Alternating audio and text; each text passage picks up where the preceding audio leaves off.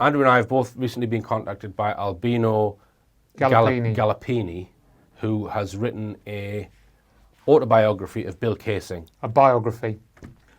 Yeah, because he would have written it himself. Autobiographies, right. Yeah. So can you give us some information on that, Andrew? Yes, well, we were contacted because Albino had this information that we talked about this in your lecture tour, that Bill Casing had started work on a film script for a film based around the story of them hoaxing the moon landings. And then at some point he became aware that there was another film script which was in progress, which was actually the Capricorn 1 film script. I think Capricorn 1 was released in 1978, I think. And Albino, I think he got to know Bill Casing's family, and he also got this document which was from one of Bill Casing's lawyers, where he said that they had managed to register a film script about this idea of a fake mission to Mars, but it was actually essentially the same as Bill Casing's film script, but they put a copyright on it, and the copyright predated the filing of any copyright date that Casing had got on his screenplay. And the lawyer had found this out and said, well, whoever's got the power to actually manipulate the dates like this on these filings, I don't really want to mess with those people. I've got a family, so we're just going to have to leave it. So I explain all this in one of my lectures. I'll put the link on the screen if you want to know what Andrew's talking about. They prevented Bill Casing from making the film that he wanted to make about the moon landings. That's right. By copying his script and then changing the story slightly to make it about Mars, and then they made the film, so he couldn't make his film. That's right. And Albino decided to write this biography of Casing because he was a very unusual chap, and obviously he'd brought all this information out. So I think he was interested in the backdrop to that, and it's now available on Lulu. I did encourage Albino to post it on Amazon as well, but I don't know if, because they have a bigger readership, but I don't know if he's done that as well. But a very interesting man, Bill Casing, and probably worth reading his biography to find out more about what motivated him to disclose the moon hoax stuff that he knew. Right, and I'm just going to show another clip from the lecture now where I mentioned Bill Casing, because Bill Casing was one of the first people who started to suggest that the moon landings may not have happened. And he wrote this very early in his 1970s book, We Never Went to the Moon. So I mentioned that in this next clip.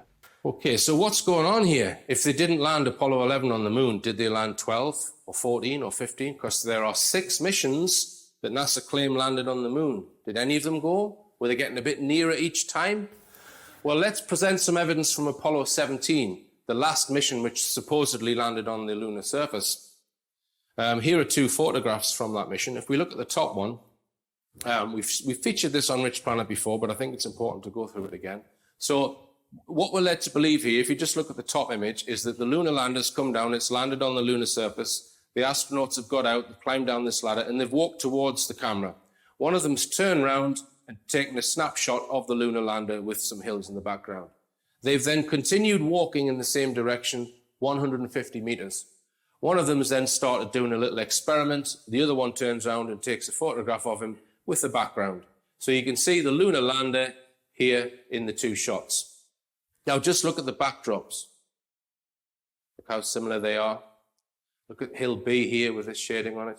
What are the chances on Earth if me and you get out of a car and I take a photograph of the car, and then we walk 150 meters down the road and I take a photograph of you with a car in the background? What are the chances of getting an almost identical backdrop, right? Now, a skeptic contacted me and said, no, the backdrops aren't identical if you look very closely. There's slight differences in shadows and things here. Well, if what they tell us is true, that it was front screen projection system that was used, i.e. thousands of tiny beads reflecting an image, perhaps these images were also taken on a different day, you are going to get differences. They're not going to be identical. It's not like compositing a green screen image where the images would be identical. So you would expect slight differences in shadow and that kind of thing, which is exactly what we see. So this is very strong evidence, in my opinion, that these photographs are taken in a studio. People have even worked out the size of this studio. You're talking a huge studio, probably in a hangar of the order of 300 meters. to the actual backdrop. So it doesn't look good for NASA. And this doesn't prove that Apollo 17 didn't land. It just proves that they've faked some photographs in a studio, or it's strong evidence that they've faked some photographs in a studio. So I think they're very, very worried about this evidence, the evidence of Apollo 11, the new evidence that I've just showed you, because it doesn't look good for NASA. And that's why we get articles like this one. This appeared in the Metro newspaper last year, titled, "Here's Why the Moon Landings Weren't Faked. New Conspiracy Study Proves It." So they feel the need to deny moon conspiracy theories. So it says, "In the wilder reaches of the internet, lots of people still believe that NASA faked the moon landings and possibly even its entire space program. But it's absolute balls, a new study has shown. It would have simply been impossible to keep it a secret, according to Oxford scientists. If the moon landings had been a hoax involving an estimated 411,000 people, it would have been found out in 3 years and 8 months.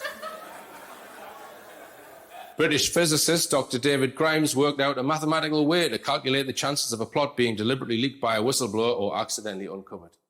Now then, what this shows is that Dr. David Grimes has done no research into what moon hoax researchers claim, right? So if you read one of the earliest books by Bill Kaysing, written in the 1970s, called "We Never Went to the Moon," he explains that the whole thing was done without informing all of NASA. In fact, only informing a tiny handful of people. It's all in his book.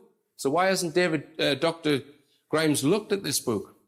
So in Bill Kaysing's book, Bill Kaysing was a technologist. He worked on some of the Apollo technology. He explains, yes, there was a visible NASA Apollo program, but there was also another secret project called the ASP, the Apollo Simulation Project. This is all in Bill Kaysing's book. And he claims that they had a secret base in Nevada, so a considerable sum of money spent on this group that was used to hoax the mission, between $4 and $7 billion. But even that group, even the secret group that was hoaxing the mission, was being ran to Manhattan Project-style rules. So only a few people underneath actually knew what was going on. So the Manhattan Project, to develop the atomic bomb, only 6 people knew what they were doing.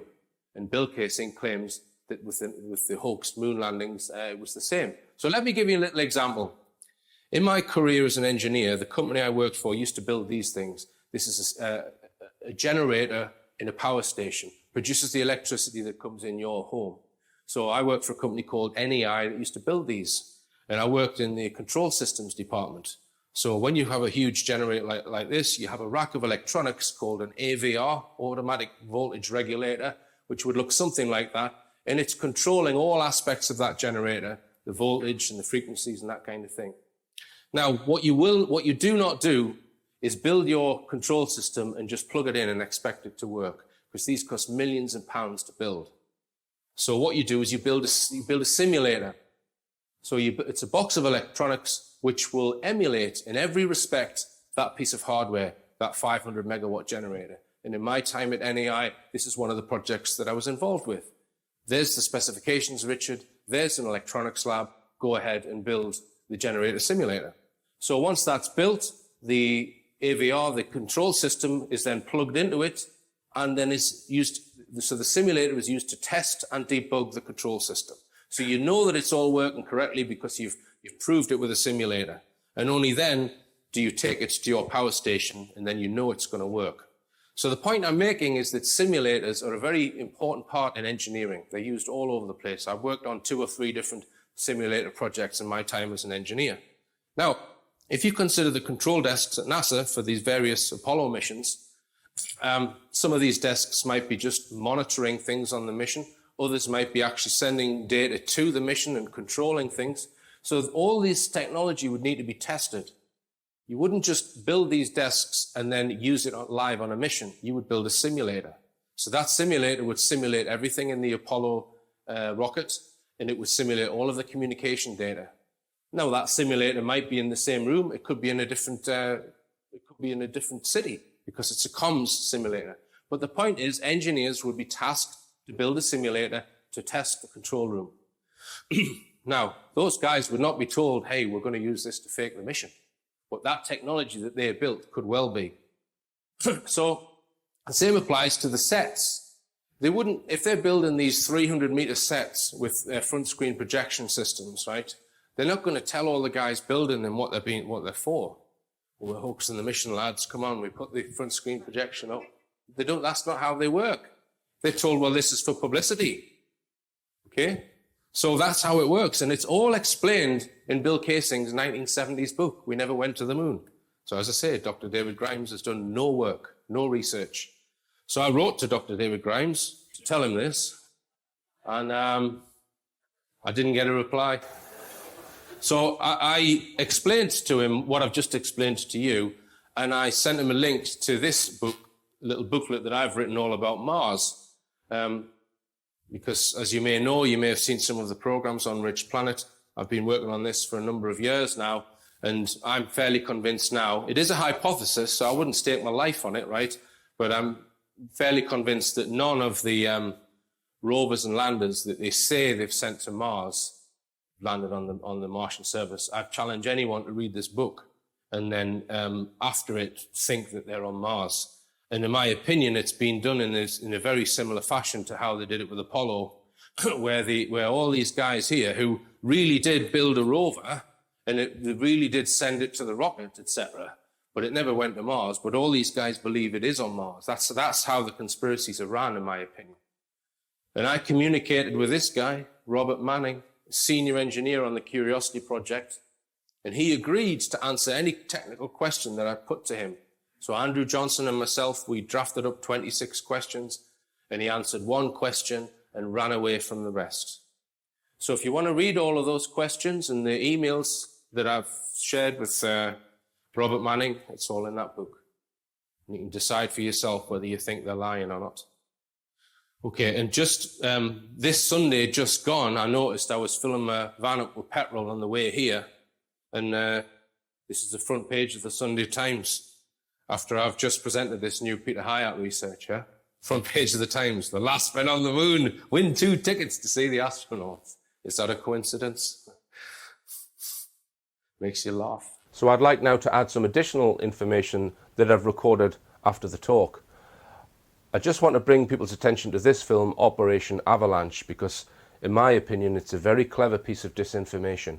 The film itself follows a group of CIA operatives who are spying on NASA, and they accidentally discover that NASA, or a small part within NASA, is planning to fake the moon landings. Now, in my opinion, this film speaks to 2 distinct audiences. The first audience that it speaks to is the audience that already believe the moon landings were faked. And what I think the messages that it's trying to put out to that group is that if the moon landings were fake, then it wasn't authorized. You can't blame the government or NASA or the CIA or intelligence agencies. It was a renegade group within NASA that nobody had control of.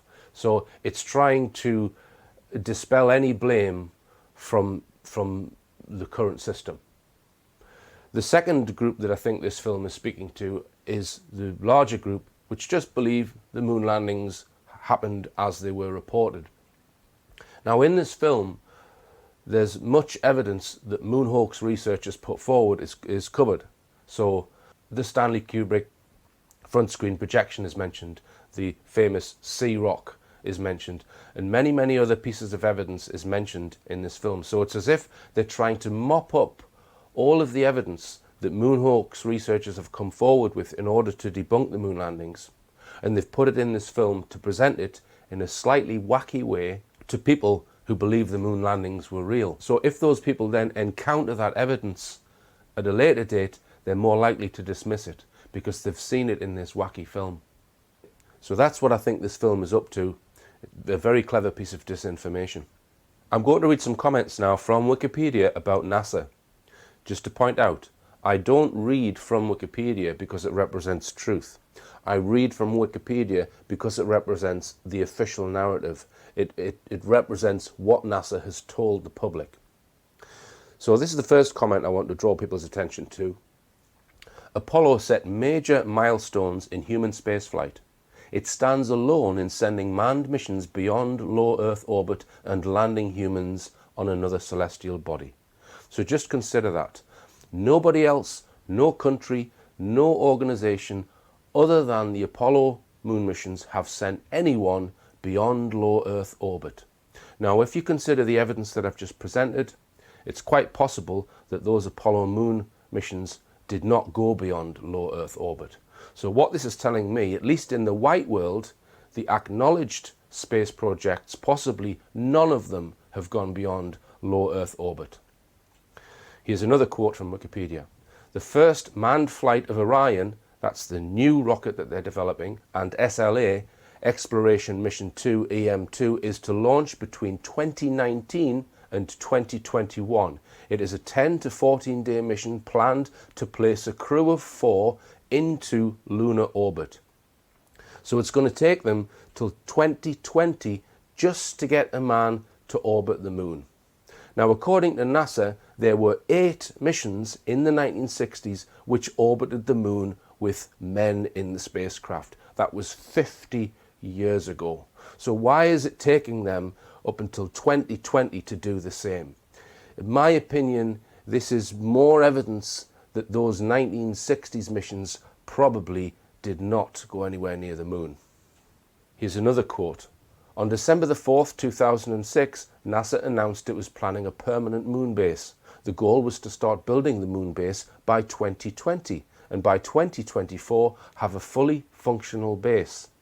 In 2010, President Barack Obama halted existing plans, including the moon base, and directed focus on manned missions to asteroids and Mars, as well as extending support for the International Space Station.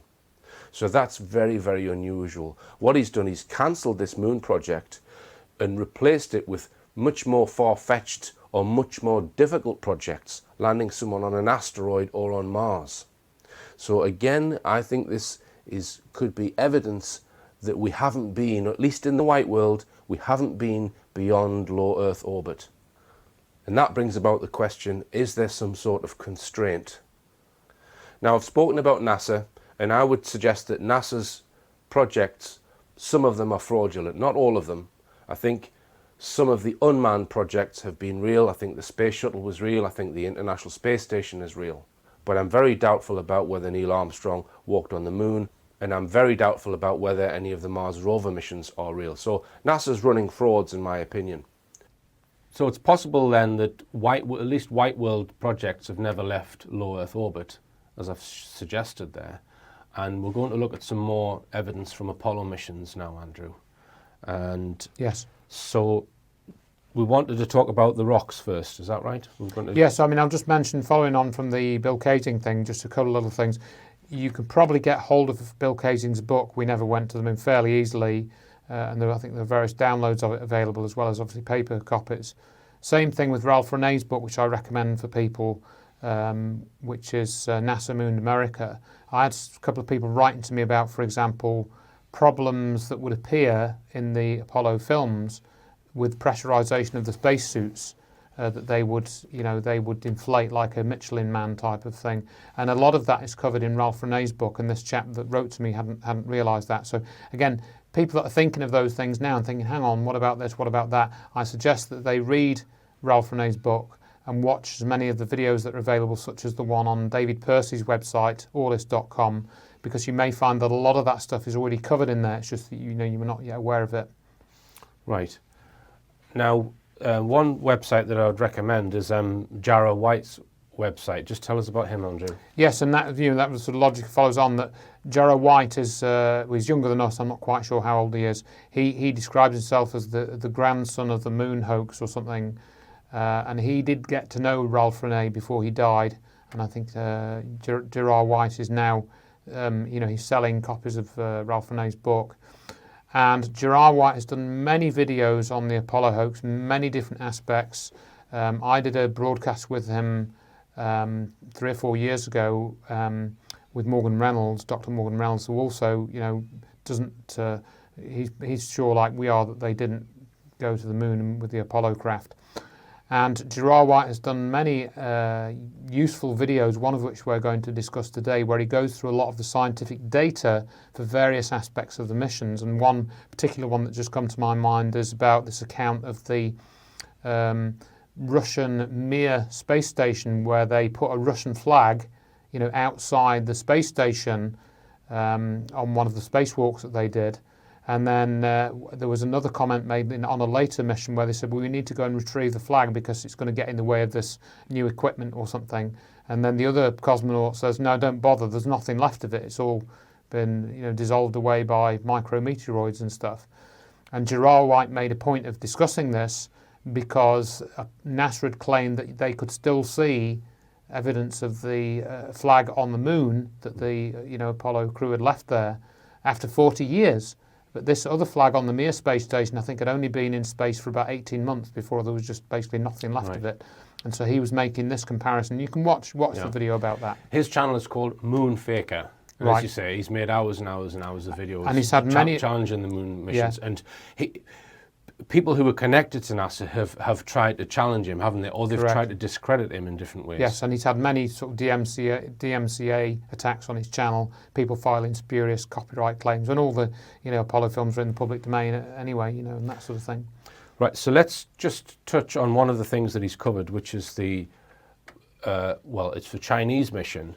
So in 2013, China sent a rover to the moon, which was unmanned, and it had hardware on it which could collect samples of the soil and then analyze those samples using an X-ray spectrometer, and it then sent the data back through a radio comms link. Yes. And produced a graph which has been published by the Chinese. It's I'll just put the graph up on the screen. It's probably not going to mean a lot to most viewers, but this is an X-ray spectroscopy graph, and what you can derive from that is the percentage composition for all of the different chemical elements, so such as magnesium, aluminium, silicon, potassium, calcium, titanium, chromium, etc., etc.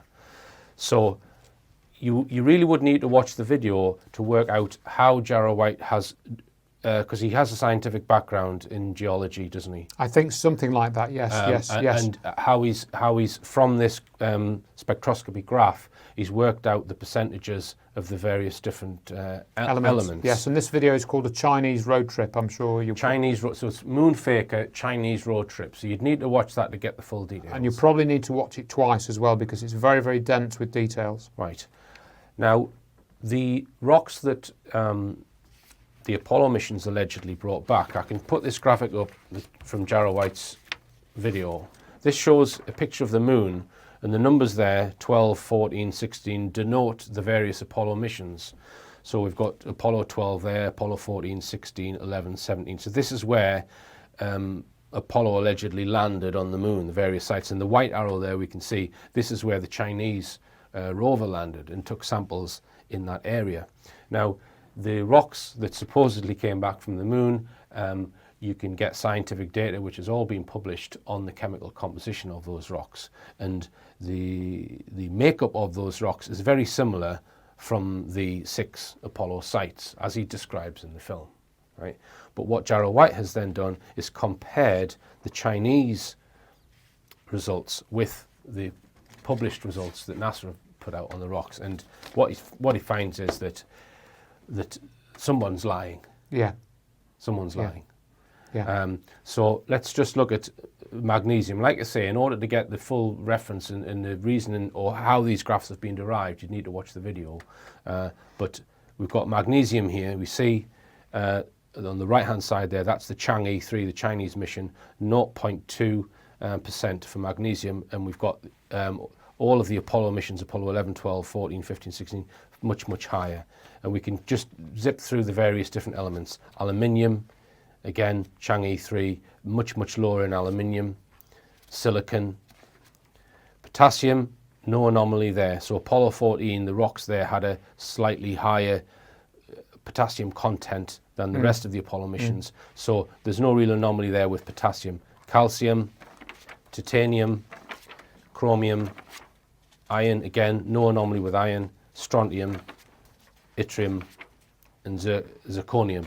So the rocks that China have analysed are totally different, in almost every way to what NASA have allegedly brought back from the moon. And I think Gerald White suggests that the ones that Apollo claimed to be from the moon, they're just from some remote part of the Earth, probably.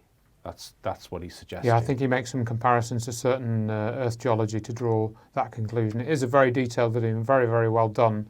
I'm not sure it's something I'd be capable of making, but I recommend people watch it and decide what they think is going on. Right. And just as an aside with regards Buzz Aldrin, Andrew sent me a video of Donald Trump doing some sort of presentation because allegedly Trump is relaunching some certain space missions, and they had this gathering at the White House or wherever it was, and Buzz Aldrin was there. Just tell us about it, Andrew. Yeah, so I think somebody's taken a portion of this video and then just zoomed in on Buzz Aldrin's face, and the camera is fixed on Aldrin's face whilst Trump is speaking, so you can hear Trump's voice in the background, and then you can see Buzz Aldrin, who becomes a kind of like a rubber-faced alien or something. It's rather uncomfortable to watch, actually. But I think it's probably not fair to draw too much into it because of his age. Yes, he might have a bit of Alzheimer's or something like that. He is a very old guy now. I mean, not in 2004 when he was being interviewed by Bart Zabrel. He was compass mentis then, but he is a very old guy now. Yeah. So we'll give him the benefit of the doubt on that one, although it is very weird to watch. Now, you've got some more moon evidence you wanted to... Well, there's just a few things I think that are probably worth adding, which have, again, more recent ones that have come up. The first one is this clip of Don Pettit, who's this NASA astronaut who basically will play the clip. It's very, very short. And this was released in an IB Times video, which I think was a collation of little sound bites from people that work at ESA, the European Space Agency, and a few other people. One of whom was this Don Pettit character who says that they've destroyed the technology that took them to the moon. Well, let's have a look at that then. I'd go to the moon in a nanosecond. The problem is we don't have the technology to do that anymore. We used to, but we destroyed that technology, and it's a painful process to build it back again.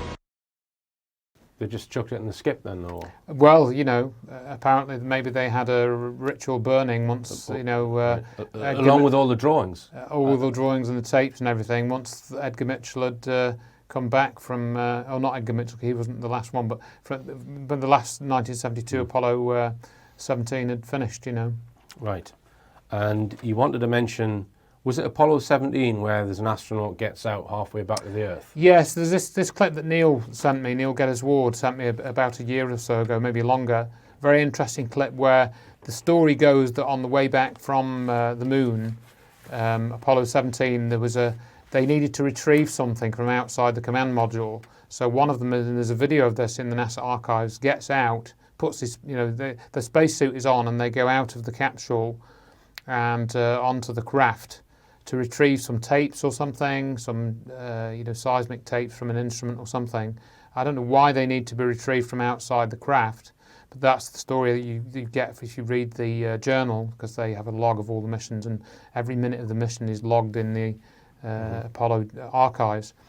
And it appears that what must have happened is that 3 of the astronauts must have needed to have gotten their suits on for the other one to go outside. Right, so he's supposed to have climbed out of the command module. Right. This is this tiny little module that the 3 astronauts It's sort of conical shape are in. Yes. So the door, they're halfway back to the Earth, and that door's been opened. Yes. I mean, that's my understanding of the system, and they've actually jettisoned the lunar module, the LEM, the lunar exoskeleton. They've jettisoned that by that point, so I believe I checked that. So they've just got this very, very tiny space. Right. So there's a connection between the outside space and the space in the craft that they're travelling in. Yes. So that's was it not always an airlock seal between, the place that they go into another, like a buffer? Not in the sense where there's not a large airlock that one of them could get into. There may be a small airlock at the top that you could fit a small amount of air in, but it's certainly not one that a person could get inside. So if one of them was to get out into space.